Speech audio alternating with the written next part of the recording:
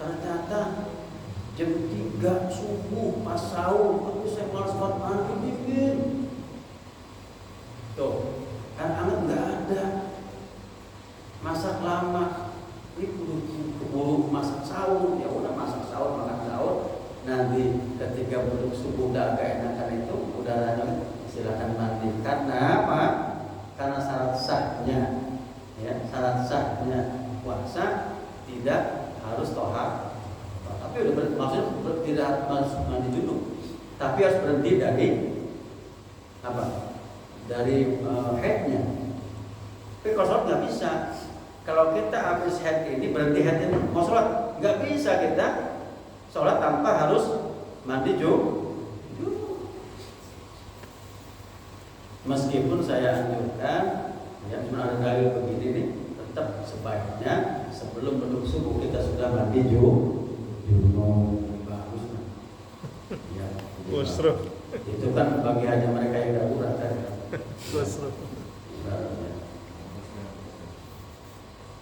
Baik, kita lanjutkan. Al-mas'alatul rabi'ah.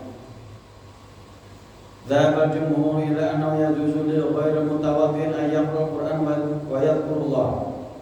Ini permasalahan zikir sama baca Quran. Ustaz, saya enggak punya wudu. Kayak tadi tuh, saya mau tidur, enggak punya wudu atau punya wudu batal. Boleh enggak saya baca Quran ayat kursi ya? Atau baca zikir, tasbih. Nah, ini dia. Dzahaba jumhur ila annahu yajuzu li ghairi mutawaddi'in an yaqra al-Qur'an wa yadhkurullah. Jumhur ulama mengatakan boleh bagi orang yang tidak berwudu untuk membaca Al-Qur'an. Membaca di sini dalam konteks bukan membaca mushaf, tapi membaca hafalannya. Ustaz, saya ini biasa sebelum tidur baca ayat kursi, baca buku kuliah, apa lagi?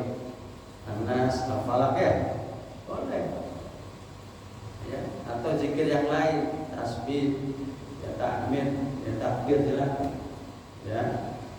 Tapi kalau baca mushaf nggak boleh, udah kita bahas kan, mushaf itu langsung megang ini Quran.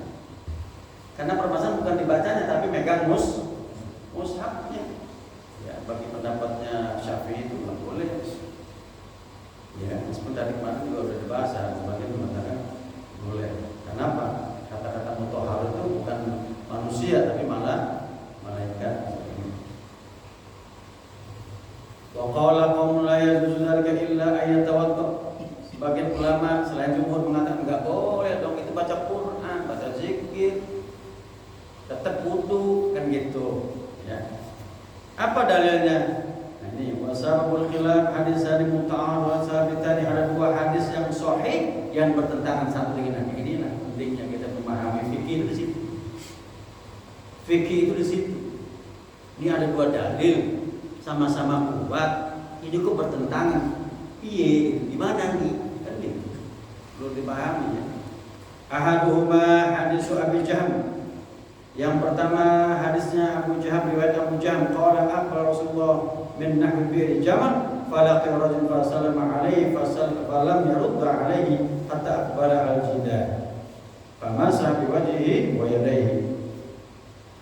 Jadi ini ada cerita nih, kata Abu Jahm. Nabi ini pernah, beliau ini menghadap ya, ada satu sumur Jamal namanya, satu tempat. Ketika beliau berada di daerah sumur itu, ada orang ketemu Nabi lewat kan, memberi salam, Nabi enggak balas. Iya kan? Hatta aqbala al-jidar, kemudian Nabi bertayamum. Fama sabi wajhi wajhihi thumma inna rada alaihi salatu wassalam.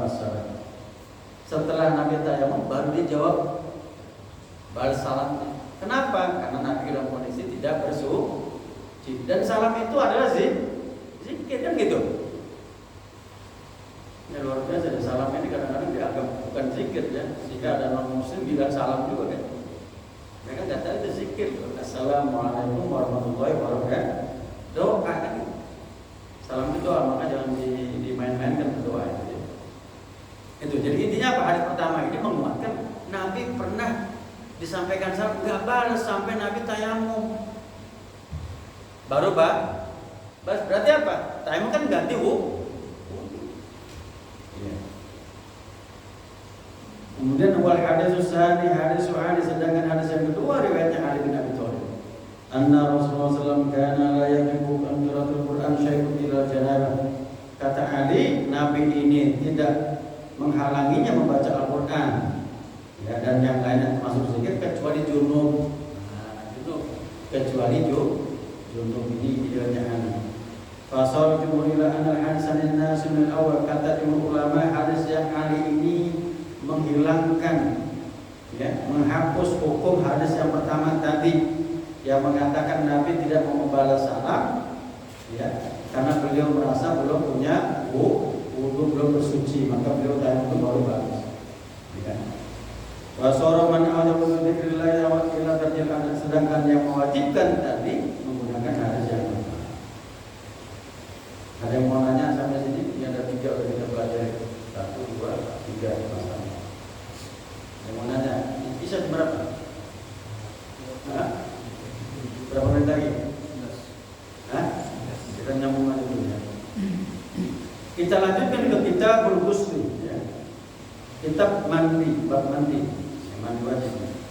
Karena dalam Al-Quran disebutkan, ya, wal aslu fi hadits thaharah, terkait dengan mandi wajib ini, di Al-Quran sudah dijelaskan bahwa in kuntum junuban fatahharu, apabila kalian junub maka hendaklah mandi. Kita akan coba bahas apa yang terkait mandi. Ada 4 perkara. Ya. Wa hadzal bab yata'allaq fi ma'rifati amal fi at-taharah, apa saja yang perlu dilakukan terkait dengan mandi ini. Ada 4 masalah. Al-mas'alatul ula ikhtilaf ulama hal min syartiha at-taharah imrarul yad 'ala jamil jasad kal hali fi at-taharati al-wudu. Yang pertama, ulama berbeda pendapat apakah syarat mandi itu mengusap semua anggota badan tubuh dengan tangan. Bagaimana halnya wudu? Wudu kan pakai tangan, kan? Mengusap muka pakai tangan, apalagi kumur-kumur pakai tangan, membasuh hidung istinsya pakai tangan, mengusap tangan pakai tangan juga jelas, ya. Terus muka pakai tangan, bagian kepala, kaki itu pakai tangan. Nah sekarang mandi perlu begitu enggak? Dari ujung kepala sampai ujung kaki. Itu berbeda pendapat. Kenapa ini penting? Karena bagi mereka yang mengatakan wajib harus ada perantangan ketika membasuh semua anggota badan untuk mandi ketika mandi. Maka mereka yang mandi di sungai pun begitu enggak boleh, kan gitu. Paham enggak? Ada yang mandi di sungai nih di kampung, sampai di sungai di laut, kan gitu. Kan enggak inilah enggak membilas gitu, dan begitu aja udah, ya. Karena sejujurnya kan mandi itu membasahi.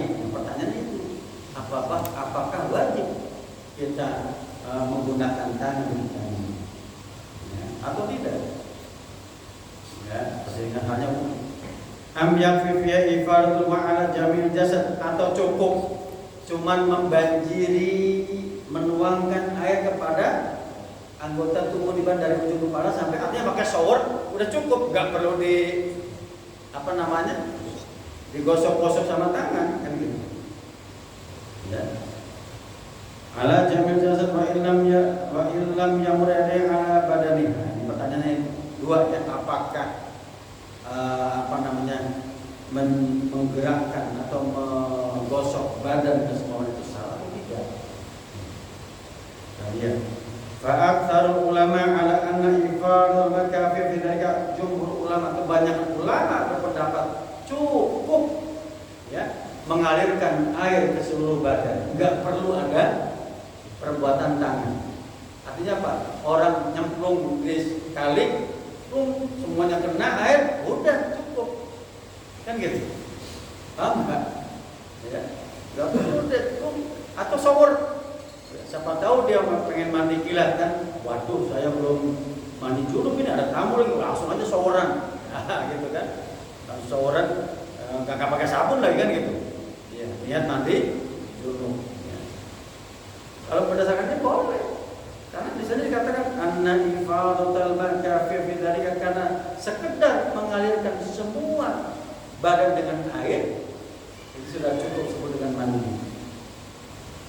Wadhaba Malik wa jalla ashabu, sedangkan Imam Malik dan sebagian ulama-ulama Malik wal Muzani min ashab Syafi'i, dan Imam Muzani dari mazhab Syafi'i, ila annahu idza fata al-mutatahhir mawdi'a wahid min jasadil lam yamur yadahu alaihi anatura lam yakul. Kata mereka ini, kata Imam Malik dan sebagian besar ulama Malik, Imam Maliki dan juga Imam Muzani dari mazhab Syafi'i, seandainya dia cukup mengalirkan gayung ke kepalanya, ternyata ada sebagian yang tidak kena air, maka tidak sah mandi.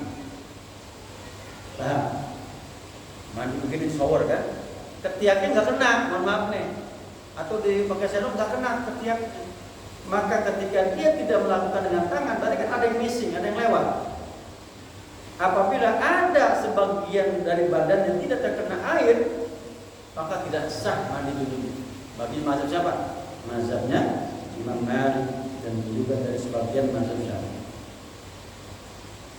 Wasabab fi ikhtilafihim istiraq ismul ghusl. Kenapa mereka berbeda pendapat? Kenapa? Karena makna ghusl tadi, mandi itu apa sih mandi? Wa mu'al dhahirul ahadits al-warida fi sifatil ghusl. Kemudian juga dalil-dalil hadis yang ada tentunya berbeda-beda tentang sifatnya mandi. Ya. Liqiyasil ghusli fi dzalika al-wudu, apakah mandi sama dengan wudu? Ya, atau berbeda.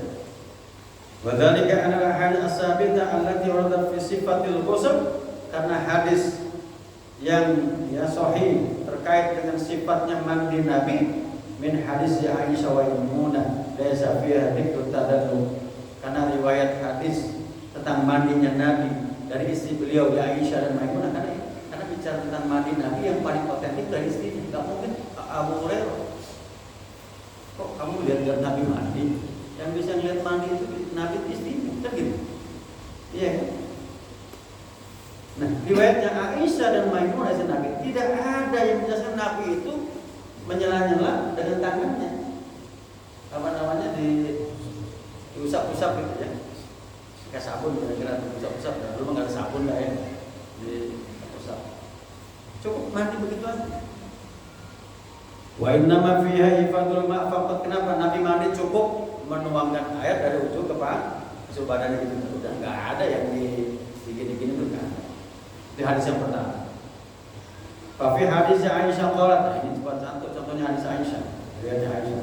Karena Rasulullah SAW kita iktasal min al-janabah yabda fa yaghsil bi yadayhi thumma yufrig bi yaminihi ala shimali fa yaghsil wa farjahu thumma yatawadda wa shalah thumma yatulma fa yaqul aswa fi al-usul syari thumma yusubbu ala ra'si salasa ghurfat. Nabi ini kalau mandi, kata Aisyah, pertama memulai dengan membasuh kedua tangannya. Nabi mulai mandi Nabi dibersihin kedua tangan. Ya. Kemudian apa? Sumayufik biyamini ala shimali, kemudian mulailah dari anggota badan yang kanan dengan menggunakan bagian kiri, tangan kiri. Ya, nyendoknya kan kanan nih, nanti ingin ke kiri, ke kanan, ke kiri, ke kiri, ke kanan. Fayaksil farjau, kemudian mulai membersihkan kemaluannya. Sumaya tawadhu wa sholat, kemudian Nabi sebelum melanjutkan mandi beliau wudu dulu. Wudunya sholat. Ini sifat mandinya Nabi sebenarnya Aisyah. Sumaya yaqudul ma'a fa yadkhulu asaba fi usul syari, kemudian beliau ngambil air, maka ya memulai menyela-nyela rambut di kepalanya. Sela-sela, karena kan khawatir nggak nyampe, sela-sela itu aja. Sumaya subala rasulullah para berfat, kemudian beliau menuangkan 3 sendok gayung di kepalanya, ya, 3 gayung.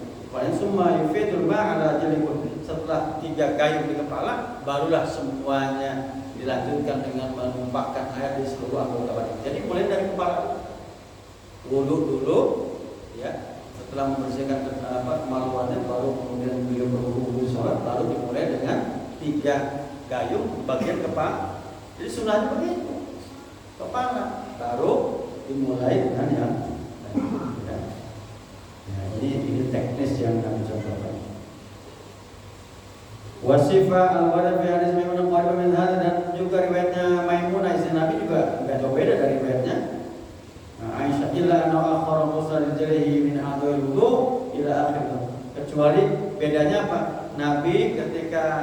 wudhu sebelum mandi, beliau enggak membasuh kedua kakinya. Sampai selesai mandi baru dia basuh kaki. Jadi seakan-akan wudhunya terputus. Ya, ketika tadi mulai dari bagian kanan tangan dibasuh, kemudian mulai membersihkan kemaluan, kemudian beliau wudhunya sholat. Tapi dari Maimunah beliau tidak menuntaskan wudhunya, menahan tidak membasuh kedua kaki. Nanti selesai mandi baru beliau membasuh. Makanya di sini juga kita pernah praktek juga ya. Habis mandi kita tetap cuci kedua kaki, membasuh kedua kaki. Benar juga. Ya kan? Wa fi hadis Ummi Salamah, yang begitu juga riwayatnya Ummu Salamah, Nabi yang lain. Ya. Waqad sa'alat alaihi wasallam, Ummu Salamah pernah nanya kepada Nabi, hal tanquru dhafra ra'siha liqadri janabah. Nabi, perlukah saya buka kunciran rambut? Ini kan Ummu Salamah kan istri Nabi ini, rambutnya kan diikat kuncir atau apa gitu kan. Mau mandi junub, Nabi, perlu nggak saya buka ini kunciran? Kan kalau wudhunya kan repot banget ya, pakai lagi ya, gitu kan? Apa boleh nggak? Faqala innama yakfiki an tuhfi ala rasiki al-ma'a salasa hasiyat. Kata Nabi, cukup, nggak perlu kamu urai. Apa namanya tadi? Ya, ikatan rambutnya itu cukup kamu tuangkan ke kepalamu itu air tiga kali, tiga gayung, ya. Thumma tufidi alaihil ma, ya. Kemudian barulah setelah di kepala 3 kali tadi, ya barulah kepada tempat anggota badan yang lain. Ya. Faedah anti kotohurti, kalau kamu sudah melakukan itu berarti kamu sudah selesai mandi junubnya, kan gitu. Iya kan? Ini kan menguatkan. Jadi nggak perlu ada fungsi tangan di situ. Ya, bagi ibu-ibu yang rambutnya panjang sudah diikat begitu dicocok, namanya apa? Ya, dikepang, susah banget ya. Ini kalau berdasarkan dari Ummu Salamah, nggak usah, udah cukup. Tapi yakinkan air 3 gayung ini betul-betul mengenai kepala.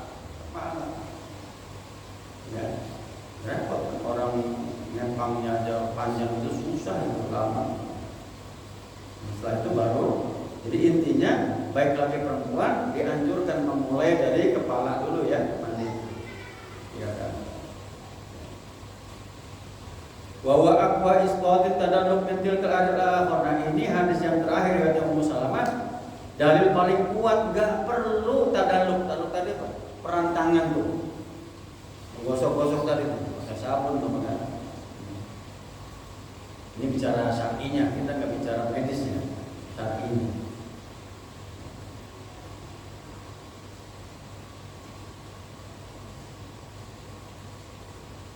Li'annahu la yumkinu hunalika an yakuna al-wasif li-tuhri qad taraka at-tadalluk.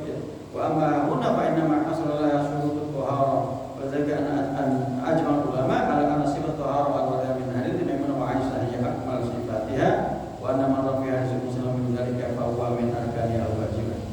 Jadi untuk bisa memahami tiga riwayat dari Nabi yang berbeda-beda ini, dari riwayat Aisyah, Maimunah yang agak mirip, sedikit perbedaan, dan kemudian riwayatnya Ummu Salamah, ya intinya tidak tidak dijelaskan tentang Nabi itu mewajibkan untuk menyela-nyela dengan tangan, gitu ya.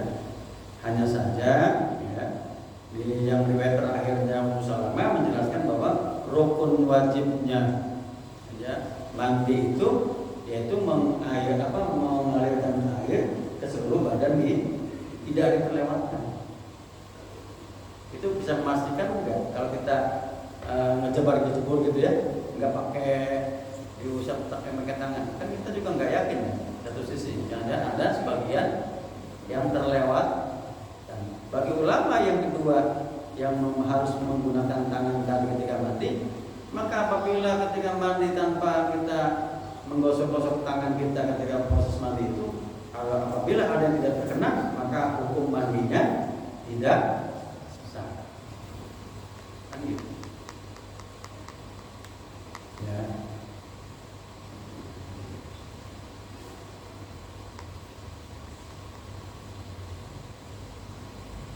Baik, kita lanjutkan. Wa annal wudu'a fi al-tuhri laysa min syartit tuhri illa khilafan syazan. Nah, termasuk tadi yang riwayatnya Aisyah bahwa Nabi wudu dulu sebelum mandi. Ini juga sebetulnya bukan menjadi bagian syaratnya mandi. Cuman ini prakteknya Nabi. Artinya apa? Tanpa wudu dulu pun kita langsung mandi juga boleh, gitu kan? Kenapa? Contohnya apa tadi? Dalilnya dari Ummu Salamah tadi. Kan nggak ada Nabi cerita wudu dulu ya Ummu Salamah atau baru, kan gitu. Tapi Aisyah riwayatnya tadi apa? Wudu dulu, detail banget kan Aisyah ceritanya di sini. Ya, jadi keragaman dalil ini menandakan ada yang rukun, ada yang memang tambahan. Tambahannya apa tadi? Wudu sebelum mandi. Dianjurkan. Ya.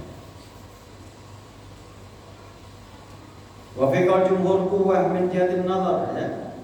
Jadi rawi'an Syafi'i wa fi quwwah min jihatil hadis. Nah, kata mazhab Syafi'i di sini mengatakan ya sebetulnya wudu itu cuma istilahnya mengikuti apa yang Nabi lakukan, bukan jadi bagian syarat sahnya mandi. Gitu kan? Di ana ta'arudhu min amriha li ana satu fi sihhatil wudu. Ya. Padahal kalau kita lihat namanya toharoh, ya. Toharoh ini wudu ini ya jelas sebelum mandi tentunya berbeda. Mandi sendiri toharoh, wudu juga toharoh. Tapi Nabi kenapa kok menggabungkan dua itu?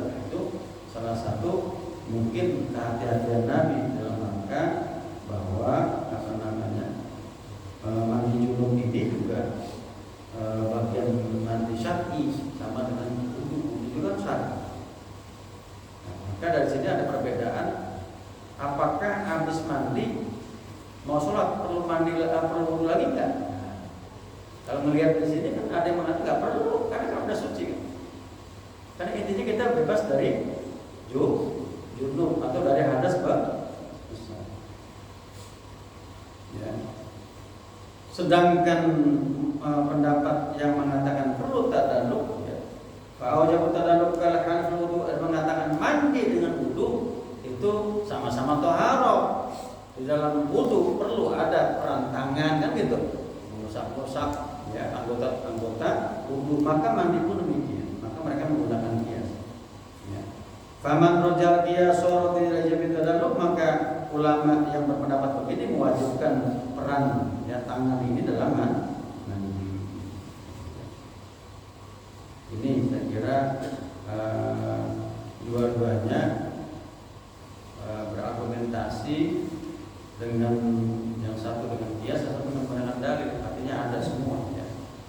Kalau saya melihat yang terbaik apa? Kita lihat rukunnya, karena rukun ini kadang-kadang kita dalam kondisi yang mohon maaf ya terbatas.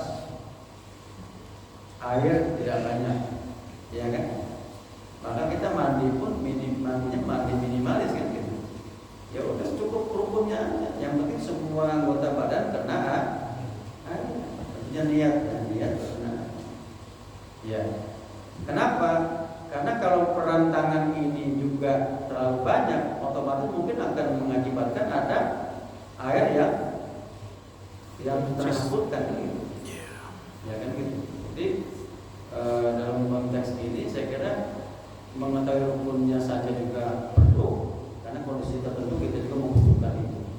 Tapi dalam kondisi lain apabila keadaan lapang, kan ikutilah apa yang Nabi praktekkan. Ya.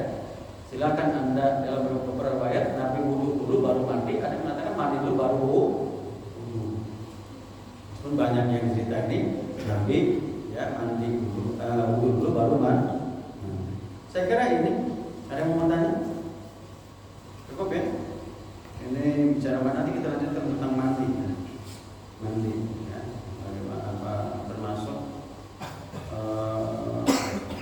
apa saja yang membatalkan mandi. Ada juga ternyata yang membatalkan mandi kita. Baik, saya kira cukup. Mari sama-sama berdoa mudah-mudahan ada manfaatnya. Kita belajar daripada